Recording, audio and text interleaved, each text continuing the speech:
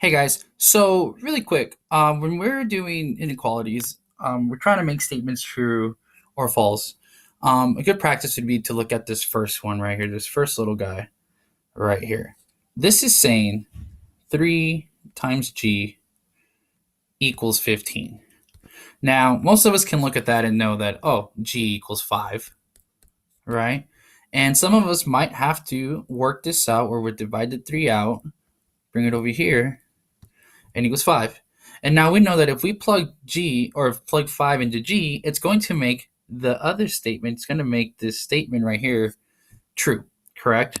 All right, so now when we're dealing with inequalities and we're trying to make these statements true or not, okay, it's basically the same thing, but now you have to pay attention to the inequalities. Are they asking us to make this greater? Are they asking us to make this less? And sometimes they're asking us to make them greater than or equal to or less than or equal to. Okay, this guy right here, 3, 3g is less than 15. Well, when we took a look at this guy up here, we already established that g equals 15, or I'm sorry, that equals 5, and it makes this statement true as to 3 times 5 equals 15. Well, in this case, they want us to make this statement true by making it less than.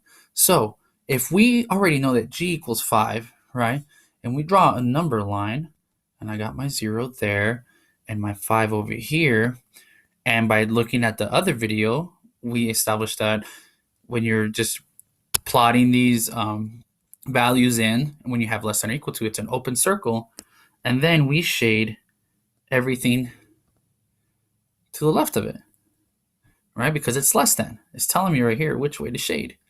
All right. Now, this statement would be true by using any value that is smaller than 5. Anything. 4.9, 2, 1, anything. Because let's just say I use 3 times 2 is less than 15. This is 6 is less than 15. And that makes this statement true. Okay. Now, where they kind of try to throw us a curveball, and something that you probably haven't learned just yet, is when they talk about having inequalities that have less than or equal to or greater than or equal to.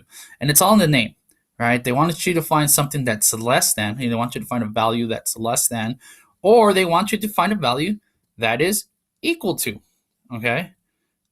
Less than or equal to. You get the or in there. So when we look at this guy right here, let me get my red pen. This guy right there, okay, this is saying 3 times g is less than or equal to 15. We already established that for this guy, you can do 3 times 5, it gives you 15.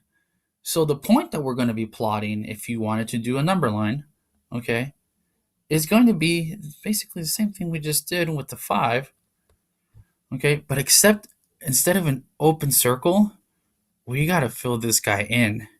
And the reason we're filling this guy in is because we're including 5 into our statement. We're including 5 as a value that can be used. So anything that is 5 or less is going to work. Okay, so if I went ahead and did 3 times 5 is less than or equal to 15, this is 15 is less than or equal to 15. That would work. If I went ahead and did 3 times 2 equals 15, or I'm sorry, is less than or equal to 15, that's a 2 right there, that would be true as well, because this would give me 6. Okay, that would give me 6.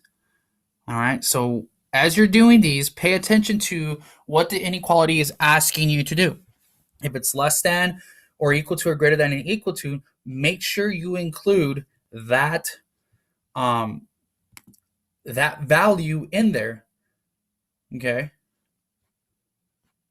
include that value in there